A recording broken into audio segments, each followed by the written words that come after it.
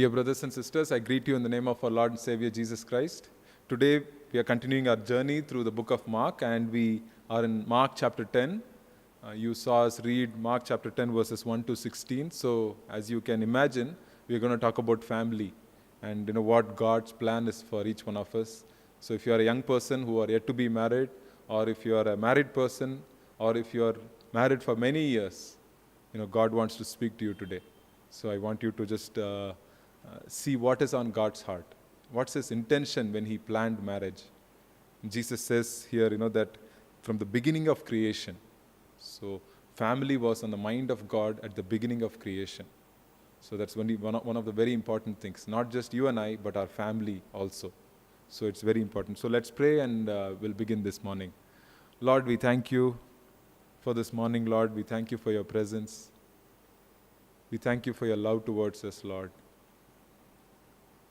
We thank you, Lord, that we can come together, even if it is online, that we can come together and worship you and honor you and learn from you, Lord. We ask, Lord, that you speak to us this morning. Teach us, Lord, how we need to live. Give us your wisdom, Lord, the wisdom that comes from heaven, the heavenly manna, Lord, this morning. We ask, Lord, especially for families this morning, that you would anoint each family, Lord, to fulfill the purpose that you have for them. And for every young brother and sister who are waiting to be married, that you would also bless them, Lord, that you would give them an idea, that they would know the purpose, what is on your heart for each marriage. We thank you. We commit this time into your hands. Holy Spirit, you speak to us. In Jesus' name I pray. Amen. So the title of this morning's message is 6 Qualities of a United Family. 6 Qualities of a United Family. I want to read these couple of verses and then we'll go from there. Mark chapter 10, verses 8 and 9. Mark chapter 10, verses 8 and 9. Jesus said, "And the two will become one flesh, and they are no longer two, but one flesh. Therefore, what God has joined together, let no one separate." So if you notice these verses, how many times Jesus talks about the essence of unity in a family. He says, verse 8, he says, "They shall become one." And then he says, "No longer two, but one flesh." And then he says, "What God has joined together." Which means what God has united together, let no man separate. So that is the core of a Christian family, that we are joined by God.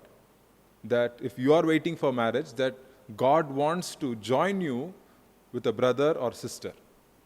And that's the core of a Christian family, that God wants His children to be joined in marriage. And so today, we want to see how we can flourish as a family, how we can grow as a family, how we can learn from family life. The only thing that I would want you to be aware of is that I want you to listen today or watch today with a learning attitude, with the attitude of, "Lord, what is it? What can I learn from your word about family?" And that is the thing, many times we approach marriage life or we approach families as if we know many things. But when we approach it as a beginner and saying, "Lord, I come as a child that comes and receives everything. I come, Lord, and you speak to me," God will definitely tell you some things that He wants to do in your family. And then, there is also another thing. So it's not, family relationships are not always very pleasant and beautiful and very loving and kind and all that. There are so many stresses involved. We live in a fallen world. Many families are broken. The people living in families are broken. But I also want you to look at the force behind these families. There is an enemy who wants to bring down families. In Luke chapter 11, verse 17, Jesus said this. Luke 11, verse 17. "Any kingdom divided against itself is laid waste, and a house divided against itself falls." A house that is divided will fall, but the house that is united will stay strong. And I pray that, your family and our family will be a house that is united. And that's what we want to see. We want to see united families, not just physically living in a house. You might say husband, wife, children, if they have, they all live in a house. That is not a sign of a united family. A united family is not only one home, but also in spirit and in focus and in direction and in everything. There is a unity in that family. Between the parents and the children, between the husband and wife and husband. Many times, it is not possible because of various reasons, but, God wants us to approach family in a certain way, and that's what we will see today. So the basic core concept is that God wants a united family. A united family. And I pray that this blessing will be upon each one of us, that God wants to give a united family. The enemy wants to divide us. That's what here, it says, God unites a family, enemy divides it. The enemy is always waiting how to bring problems between husband and wife, how to bring distances between the family and the children in the family, between the parents and the children, how to separate the family members, how to cause heartache between them, how to bring anger issues and so many things, that flare up inside a family relationship, and how we can stay together. Especially we live in a world that is after so many things that is not from God. And how do we protect our family? How do we have a shelter from all these things, especially from the enemy who wants to break our family, who wants to divide our family? So that's what we will see today. But the core thing, the first thing we want to see is that, the DNA of a Christian family. What's the DNA of a Christian family? The DNA is the fabric of a Christian family. Is that it is out of love, the agape love. It is called the self-sacrificial love. The self-sacrificial love. So the foundation of a Christian home is self-sacrificial love. It is not my own desires. It is not fulfilling me and my pleasures and my wants. It is, how can I serve you? How can we serve each other? And that's the thing we have to understand. There's a book called The Great Divorce by a good Christian author called C.S. Lewis. He writes, he imagines hell, because he gives a lot of different imaginations. And one of the things is, he says, hell is something where people are living isolated thousands of miles apart. When people are living on their own, so many miles apart, that is almost like hell, living in isolation. But here, in a Christian home, it is a family that is built on the love of Calvary, the agape love that we see, the self-sacrificial love that Jesus Christ has given to you and I, that we are here today, that we are able to stand today because of the love of Jesus, the unending and the relentless love of Jesus towards you and me. And that is the foundation of it. Paul also writes, whatever you do, do it in love. In every deed be done out of love. And that's the thing. Everything that we do, even our families, is built on this love. So there are 6 things that we want to see today. 6 things. So it's a play on words. So united, U-N-I-T-E-D. United is 6-letter word. And so we will have one point for every letter. So the first thing is, united, you, is that we understand each other. We understand each other, which is so hard. One of the hardest things for every human being is to understand the another person's point of view. Another person's point of view. And especially when before marriage, husband and wife they would have done their own thing. They would have thought to go somewhere, they will immediately go. They would have planned something tomorrow and they would go and do that. So there are so many things that they would have done. So they felt so much of freedom. But when they get into marriage, they feel like, why should I listen to this person? Why should I tell this person where I'm going? Why should I always be involved in these things of the family? And that's one of the things, that God calls us. The first thing that we see is that God calls us to understand each other. In a family that understands each other. In 1 Peter chapter 3, verse 7, we see husbands in the same way live with your wife in an understanding way, as with a weaker partner, showing them honor as co-heirs of the grace of life. So this is what Peter is writing. He's writing that you live with your wife in an understanding way, and especially men have a problem of understanding. Women also might have, but more so with men. Men have a problem of understanding because many times we think we are the center of the world. We think that everything revolves around us. Our family, our wife, our children, everybody is there to serve me. But a Christian man or a Christian husband will know that God is the center of his life. That we are not the center of our own life. And so when we ask God, Lord, give me the wisdom. Give me the wisdom to know, to understand my spouse, understand my children. God's going to open doors for you. For example, in my life, my wife and I, we are completely different. The way we are brought up, the way where we grew up, and our family connections and our family behaviors, everything was different, completely different. And for us today to stand as a united family, it is completely a work of God. It is that because everybody comes with different emotions. Every family has a different emotion. Every family has different experiences. Every family, the member, the husband could have a different educational background. Wife could have a different educational background. The wife could have different experiences in their life, and the husband could have a different experience in their life. Sometimes, even money also.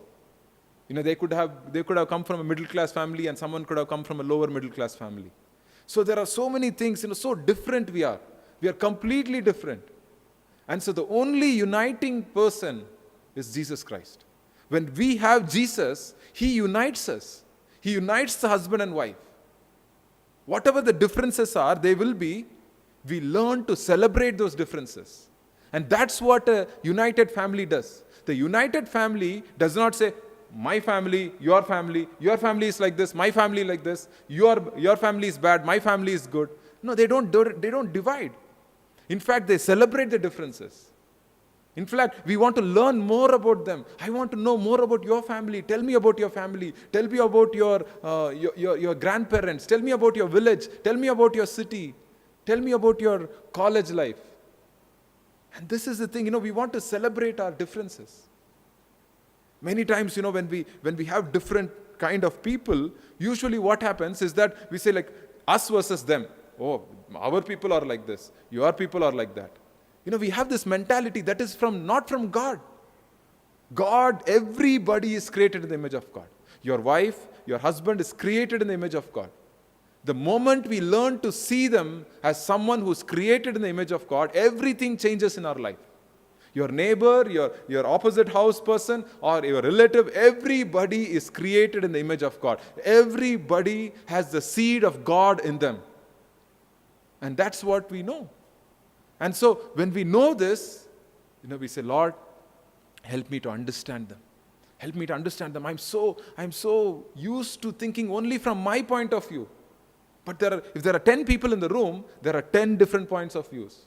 There are 10 different experiences, 10 different lifestyles, 10 different worldviews. Everything is different. So the uniting factor is God. Uniting factor is Jesus Christ. That agape love, that I have the humility to understand my wife, understand my husband, understand my children. When my child comes back from school, I want to understand them, what they went through in that day, how their day was, and understanding the small things of their life. And that's the most important thing. The Bible says that live in an understanding way. Live in an understanding way. And it takes humility and patience. It is not immediately, you cannot immediately come and say, okay, I know everything now.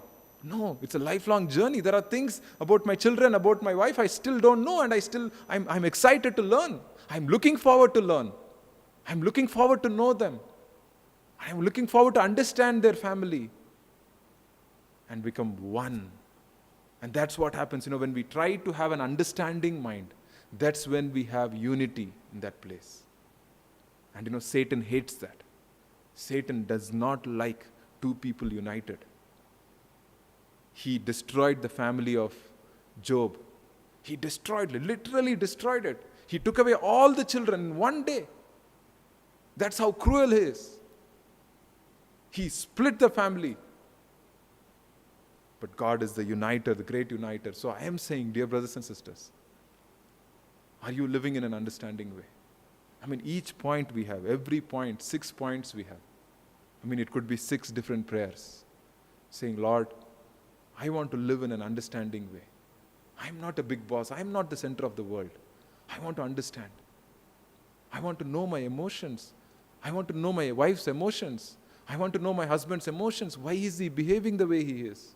Why is he talking the way he is? Is there anything that I can do to help him, to help her? And that's what God is asking us. That, we as Christians, when we have the Holy Spirit who is in us, that the agape love has been poured into our hearts. The Bible says it's been poured out into our hearts through the Holy Spirit. When we have been redeemed, forgiven of all our past sins, that we are set free from everything, that Christians are the most freest people in the world. That now what we do, just because God has forgiven me, He's given me His own. He did not spare His own Son. And I want to know my people around me. I want to know them. I want to understand them. What makes them laugh? What makes them sad? What makes them excited? I want to know that. I want to know what makes my wife excited. I want to know what makes my children excited. And that's the thing, understanding. And not living in our own world. Our own world is just all narrow and selfish.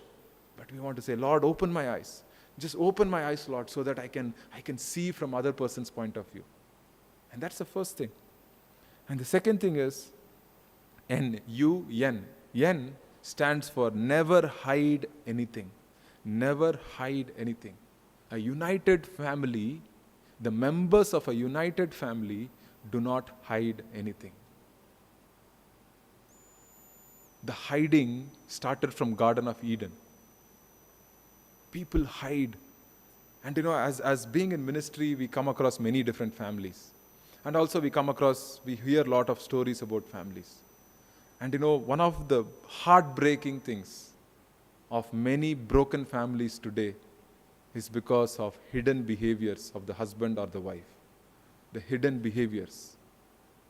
People love to live in darkness. In Ephesians chapter 5 verses 8 and 11, I'll read, "For you were once darkness, but now you are the light in the Lord. Live as children of light."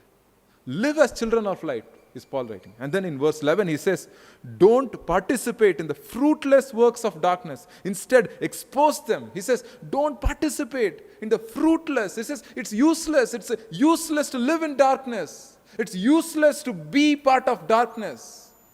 Instead, expose them, he says. Come out into the light. Come out into the sunshine.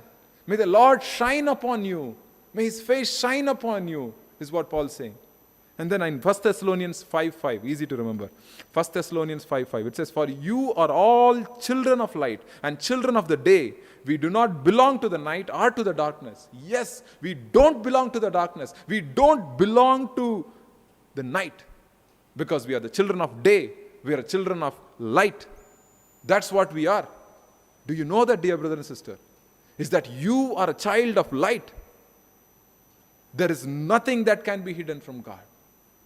But many times, when we try to hide something from our children, from our spouse, that is when Satan comes. It's an easy entry point for him. It's an easy entry point. As if I'm opening the door for Satan to come into my home and say, destroy my home, take everything you want, steal it and go. And he'll steal joy, he'll steal love, he'll steal patience and kindness, everything he will steal. And that's what he does. If you ask any person who got addicted, anybody who's living in sin, anybody who's doing things against God, it all started when they did something when they were young. When they were young, they did that so that they could get some pleasure out of it or do something that the other person doesn't know. In the home, the wife doesn't know or the husband doesn't know. Even in money matters. Sometimes the husband doesn't know what wife is doing. Wife doesn't know what the husband is doing. And the enemy is having a field day.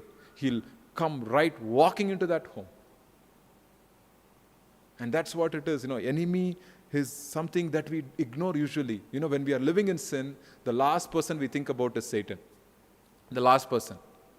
Because, we are so full of ourselves, that we don't think about him. But he is there. He is using people today. Using people today. Even when we raise up our children, even today, we tell our children, my daughter is 5 years old, 6 years old, in fact. And she has that hidden nature. She will tell only half the truth. She will not tell the full story. And as a parent, I have to teach them to say, it is all right. Daddy loves you. Mommy loves you. Tell everything. Be transparent. It is okay. We won't hurt you. We love you. We don't want you to live in darkness. We don't want you to hide things now. As a child who is hiding things when it's 5 or 6 years old, just imagine when the child becomes an adult. And that's the thing, dear brothers and sisters, that we are open. The family of God, the family of a Christian husband and wife, they are open. There's nothing. We see in Genesis, man and the woman were naked and they were not ashamed of each other. Because that was such a level of transparency that they were so united that there's nothing to hide between them. Nothing. Nothing to hide between them. And that's the thing. Have you given that openness? Is your home an open home? Where your wife can know everything about you. Not everything, but you know what I'm saying. That they can know that you don't hide anything from her. Or you don't hide, wife doesn't hide anything from her husband. That they share openly. I'm telling you, one of the greatest power about being open is that it builds an amazing level of trust in a family. When a husband and wife, they are open with each other, they feel so empowered. The wife feels so good. It's like, my husband does not hide anything from me. My wife does not hide anything from her. She tells me everything that went on in the day. He tells me everything that went on in the day. Or at least almost, And that's the thing. But many times, we are too proud to admit our weakness. We are too proud to admit our weakness. Like, for example, I said here, never hide anything, the good, the bad, and the struggles. But many times, we hide our struggles. We struggle alone. We are struggling with some sin. We are struggling with some problem that we got into. We are trying to avoid it so that nobody in my family will know that somehow I can come out of it. And we are tying myself into knots after knots after knots. And then one day, I'm completely bondage. Complete bondage I'm in. And that's the thing. May God give us this wisdom that we are nothing but dust and ashes. We are nothing but dust and ashes. That we are a flower that will go away. We are here in this world for a few years only. Few years. We don't know what's going to happen tomorrow. God wants us to have, even in the short time that we have, God wants us to have open relationships. A relationship that is based on trust and openness. That we are not children of darkness. We are what? Children of the day, children of the light. And Paul says, wake up, you sleeper, he says. Wake up, he says. Don't live like living in darkness. If you are thinking about it, if God is speaking to you right now, I pray that you would take some steps today. I don't know what Holy Spirit is telling you right now, but you would take some steps to bring openness into your house. That you would be the first person to be open with your spouse. Could be your husband, could be your wife, could be your children. Sometimes, parents can be open with their children according to their age, obviously. So that's the thing. So being open and not being too proud to admit our weakness. Because man is too proud to admit his weakness. But God says, no, you are my children. We are the children of the living God. We see Jesus every day. We see the picture of Jesus every day, the epitome of humility, who left heaven for my sake, for your sake. He came, humbled himself till the cross. Why should I not humble myself? Why should I not give up and open up my life and say, my life is an open book. There's nothing that I want to hide. And that's the thing, dear brothers and sisters. If there's anything, I pray that God will give you the courage to start right now, today, that you will incorporate an atmosphere of openness in your family. An atmosphere of openness in your family. And especially, it starts with the husband. It starts with the husband. When the husband starts to be open, when the husband is open, he will win his wife in an instant. He will win her for life if he is open with her. Okay, and the second thing we see, UNII, is investing time and energy in each other. Investing our time and energy in each other. What an important topic, especially for these days. We are always short of time. 100 years ago, did you know that women would spend 12 hours a week washing clothes? 12 hours a week washing clothes. Imagine today, but still we are so pressed for time. Still we say we don't have time, I'm too busy and all that. And that's the thing, where does our time go? Where does our time go? God's saying invest time and energy. Invest time and energy in each other. And when I say time, it's not like, you come back from office or you come back from work or school and college and you sit there and you're just sitting there with your family. No. Let there be intentionally be some time with the family. One of the good things could be like having dinner together or having breakfast together as a family by keeping the phone away, by the newspaper away, so that we can see people face to face and ask what happened and talk to our children, joke with them, crack some silly jokes and all these things. Just having time together, having quality time together. As a family, between the husband and wife, talking to each other about them, about their life, about their future, about their interests and all these things. Investing time in each other. Quality time to listen to our children, listen to our spouse. Some of the things, my kids, they do is very, very silly jokes. You feel like, you can't laugh, but you have to laugh. It's very silly, but you still have to laugh. Because, that is the joy of a family. The joy of being together, the people we love, is that we spend quality time to listen to them. Listen to them and know what is going on in their world. And to give energy to that, like investing our energy and building something for them, helping them, being there at the side. And why we are not able to do that today? It's because, unfortunately, I'm not against technology and all. I love technology. Technology is like electricity, where you can use it for good and you can use it to get killed also. The same way is technology. The same way is our phones. Beautiful device. Could be used for so many things, but again, it's destroying. It's a great time waster. It wastes our time.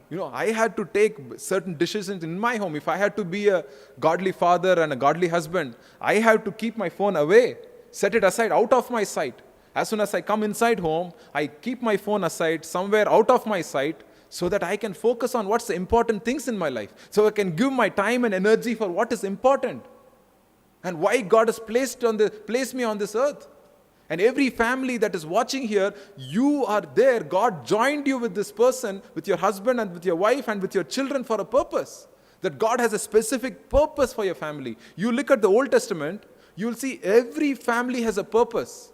Every family almost has a purpose. The family of Nehemiah had a purpose. The family of Abraham had a purpose. The family of Adam had a purpose. Every family has a purpose. So don't just think that as you are just walking away, living your own life, going after your own thing, that your family will automatically flourish and be nourished. No. It takes time and energy as a farmer, who plants a seed and then it grows and then he waits for it, so for the harvest. So is our families. That we invest our time, we invest our attention to them. I want to ask you, dear brother and sister, how much are you paying attention to your family's needs? How much are you paying attention to your wife's emotional needs? And your husband's emotional needs? And your children's emotional needs? And I'm telling you one thing, most of the parenting issues can be solved if parents give more time to their children. If they can sit with their children, if they can touch their children, if they hug their children, if they can talk to their children, if they can walk with their children, if they can be patient with them. Many times, parents want ready-made answers. Like, this ready-made food you get, ready-made parathas you get, no? It's very ready-made. You go to the shop, 2 minutes, you start eating. And the same way, many people want parenting tips and tricks. There is no parenting tips and tricks other than giving time. And dear brothers and sisters, God wants us, who else? If Christians, the people who have the indwelling Holy Spirit living in them, if we don't set an example, who else will? Especially in this matter. If we are so busy with our phones, if we are so busy with our television series, if we are so busy with our TV screens, what is the message we are giving our children? We are telling our children basically, you are not important. There are many other things that are important, so you better grow up on your own. It's basically what we are saying. And the most important time that they need us, we are not there for them. Because we are looking after so many other things. We have greater agenda on our plans. May God speak to us. May God bring us together as a united family. And 3 more things, and I'll close. UNIT is tough times make us stronger. Tough times make us stronger.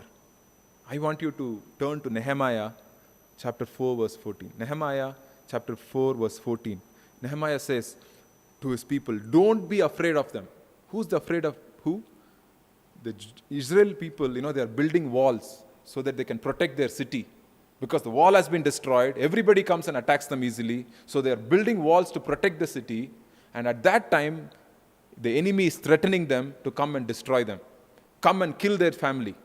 Come and kill their family members and their relatives and all. At that time, Nehemiah, God raised up a great leader, an amazing leader called Nehemiah. So Nehemiah says, don't be afraid of them. Remember the great and awe-inspiring God. Remember God. Remember God and fight for your countrymen, your sons, your daughters, your wives, and your homes. What does He want us to do? He wants us to fight for our family, fight for our homes. Not fight with our family, not fight with our spouse, but fight for our family, fight for our children, fight for our spouse, on our knees. Lord, touch my child, touch my children, touch my husband, Lord. And that's what God wants us to do. Instead of trying to take up our own battle and trying to fight, God says, fight for your family. And there are many times, husband and wife, they go through tough times. There are so many things, someone probably lost a job, or they're probably waiting for a child to be born. Or there are some tough times, we live in a broken world. We live in a fallen world and there are tough things that we have to face. Just imagine already facing tough problems, and in those tough times, if they are fighting with each other. Many times, tough times, they break the family or they build the family. I pray that everybody who is watching here, you might be going through a tough time, that I pray that the Holy Spirit will build your family, that you will hold each other, that God will use you to rebuild the broken walls, that God will use you to remember Him so that you can rebuild. Remember God today, dear brothers and sisters. If you are going through a tough time as a family, remember God. Remember the awe-inspiring God. Remember our great God. Let us fight for our family. Let us fight for our children. Not fight with our children or not fight with our spouse, but let's fight for them. Let them know that we are for them. Tell them that we are with them. Satan will shake. He will tremble when he sees this. He will tremble when he sees this, dear brothers and sisters. Let's ask God, Lord, make us stronger. The more tougher the battle, make us more stronger, Lord. Make us more determined. Make us more focused, Lord, so that we can defeat the enemy. He wants to distract us. He wants to break our family. Lord, we want to be stronger together. Let's pray that God will do that in each one of our homes. And then the next word is E, enjoy each other. United, E, enjoy each other. The Proverbs chapter 5 verse 19, the last part it says, be lost in her love forever. In another version it says, be intoxicated by her love. Intoxicated by her love. What is that? Basically, we are all loving by nature. We are all lovers by nature. Everybody is a lover. Oh, you might not say, oh, brother, please don't tell me. I'm not very emotional type. I'm not like touchy-feely kind of person. No, you are a loving person. You have love, Everybody is loving by nature. Everybody is romantic. I always say, everybody is a romantic person in their own way, Everybody can't be like romantic, I know you're imagining someone when I say romantic, but everybody is not like that, but everybody is romantic in their own way. And but what happens when Satan, God's given us the gift of romance. God's given us the gift of love. But Satan, he turns it into the wrong places. That's what husband and wives, sometimes, the division comes when they turn that romance and the God-given love into the wrong places. That's what we see in Proverbs chapter 5. The father is advising to the son, hey, be lost in the love of your wife. Let her satisfy you. Don't go outside her for satisfaction, is what he's saying. So enjoying that person, enjoying each other. That I want to enjoy my wife. I want to enjoy my husband. I want to enjoy time with my children. That's that. What is taking up your enjoyment? I want to ask you today. What do you enjoy most? And I want to tell you, is there something that's more important than your spouse and your children? That you enjoy more? Are you addicted to video games, or addicted to some sports, or addicted to some movies that is taking up more importance than your children and your responsibility as a husband and a father, or a wife or a mother? I want to ask you. Let's make a decision. Lord, I want to enjoy the people that you have given in my life. And God was going to do that. And when you enjoy someone, you use humble words to them. You use kind words to them. You don't talk to them in a very rude manner. You don't talk to them in harsh words. You might say even tough things, you might say in a very gentle tone, very humble tone, you might say. Because who are we? We are dust and ashes. Remember, we are dust and ashes in front of the eyes of God, but He still loves us. And that's the thing. I pray that you will enjoy the company that God's given you. Not some other company, not some other person, but the people that God has given you. God has given you, dear brothers and sisters. Who joined you together with your wife? Who joined you together with your children? It's God. So let's enjoy each other. And the last thing I want to say is D, united. The last letter is D. Depend on each other. Depend on each other. Dependence. We live in a very independent world. Everybody is out to get for themselves. One of the reasons there's heavy amount of depression in this world today among people, it's because of independent lifestyle. Give me my freedom. Don't touch my freedom. Don't come into my boundary. Don't look at my life. I will do what I want to do. Give me my freedom. People will do anything for their freedom.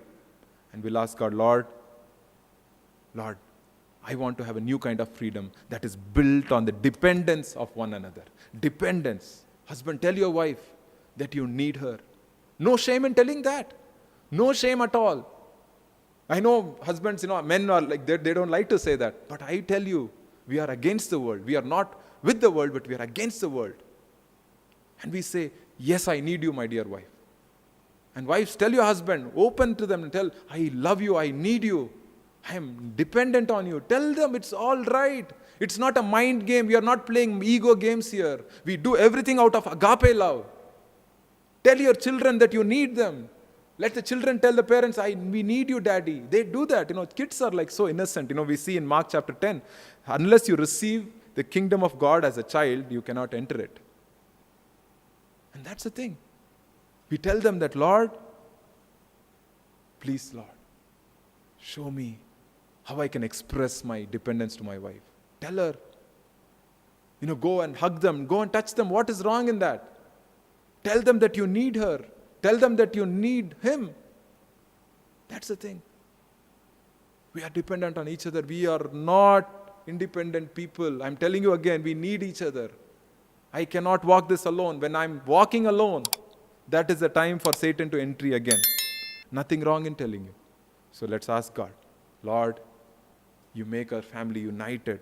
As I say here, Satan fears a united family. Satan fears. He does not come near a united family. He knows a family is united. There's nothing that he can do. He cannot find ways to enter into the family because he knows they are united.